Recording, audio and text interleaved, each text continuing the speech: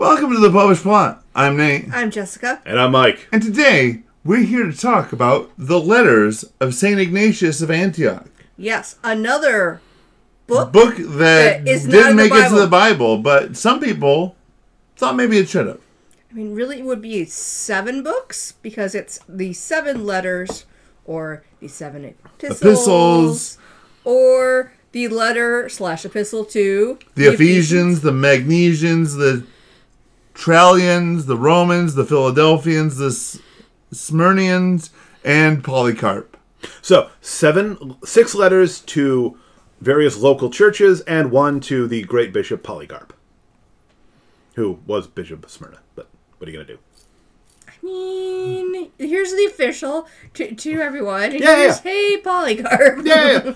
Well, again, just like Paul had letters to various churches saying, "Really, you guys need to stop that," and then he had his letters of advice to Timothy and Titus. The letter to Philemon saying, "Yeah, come on, let Onesiphorus go." All right, so as to who wrote them, yes. Who wrote the letters of Ignatius of Antioch? Ignatius of Antioch, who most likely lived around the years 40 to 110. Mm-hmm. Yes. Oh, he was also known as Ignatius Theophorus, the bishop/patriarch of Antioch. Now, this is the OG Ignatius. Mm-hmm. Yeah. More famous than him is Ignatius of Loyola, but because of the canons. Yeah, and and the Jesuits. But this is the original Ignatius. Yes, because he was either the 2nd or 3rd bishop of Antioch, depending on whether you count St. Peter as being the 1st. Yes. I don't see how you couldn't. I mean, I'm sure there are people who don't, but I fail to see I fail to understand their logic. A number of the ones, essentially that they don't count Peter. Just like if you were talking about bishops, they don't count the apostles, even though all the apostles were bishops. It's like, all right, he's the one who started it and founded this church, so we're going to count on the first person after him. Mm-hmm. All right. Yeah, it's a little timey-wimey. Yeah. Anyway, there are 3 forms of the letters. There's the short recensions, which are abridged versions of some of the letters that are all in I later wrote down what languages things were in. Syriac. So these were clearly the Cliff's Notes of ye olden days. Yeah.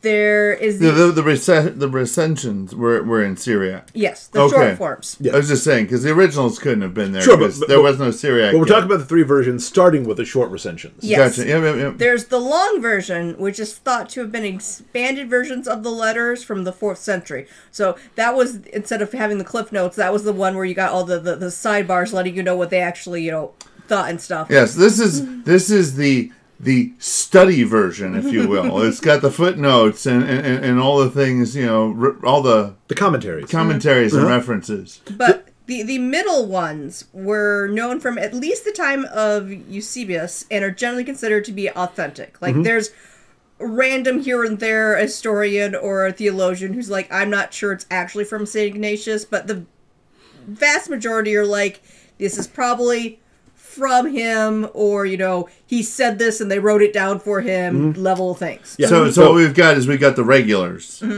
we've got the abridged versions, and we've got the deluxe director's cut edition with commentary. I was going to suggest what we have here is a Goldilocks scenario. This one's just a little too short. This one it's way too long. This is just right. It's just right. All right. But I do like your version, because there's sometimes when you just don't want to watch the 4-hour director's cut version of a movie.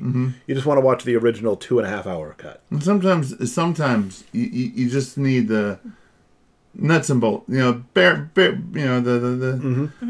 Cut out all the trimming. I just need the turkey. Yeah.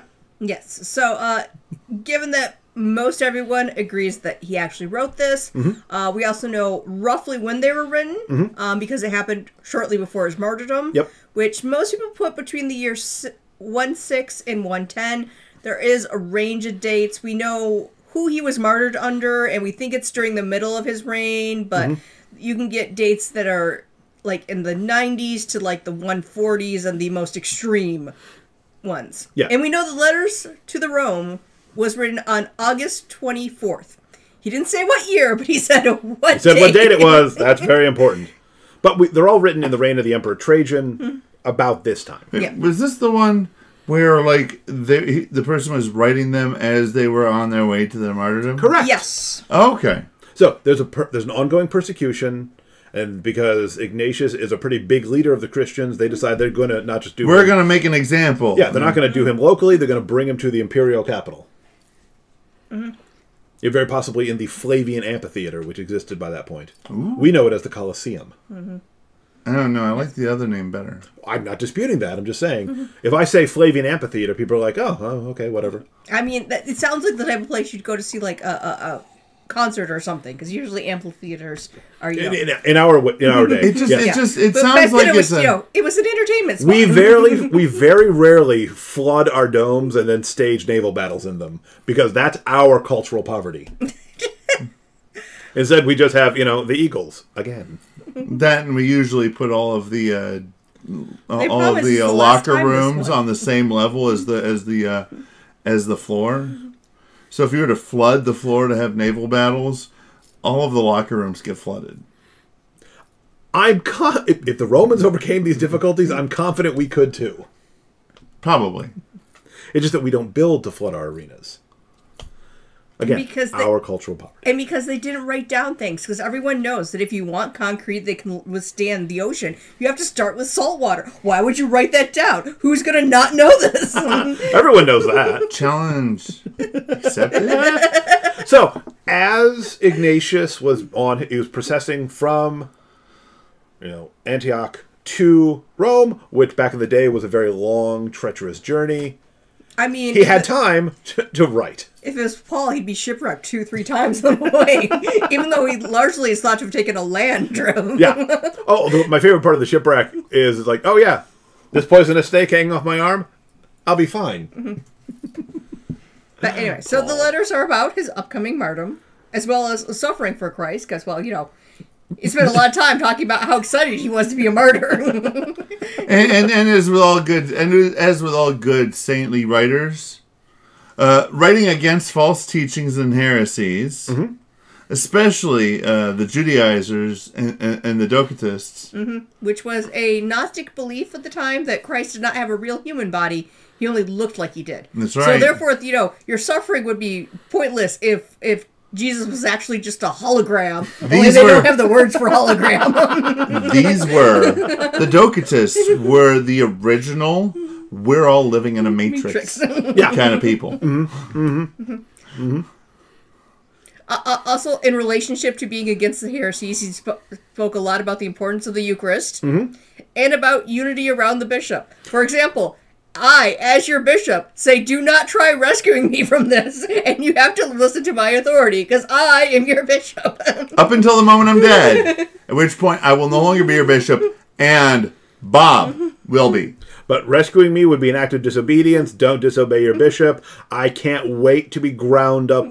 Although here, I don't know, he wants to be wheat in the teeth of the lions. Lions don't eat wheat, man.